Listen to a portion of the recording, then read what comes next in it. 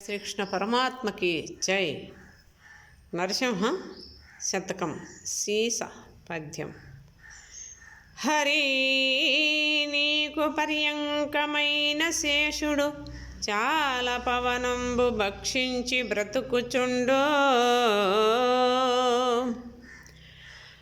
అనువుగా నీకు వాహనమైన కకరాజు గొప్ప పామున నోట కొరుకుచుండు. అదిగాక నీ భార్య అయిన లక్ష్మీదేవి దినము పేరంటంబు తిరుగుచుండు.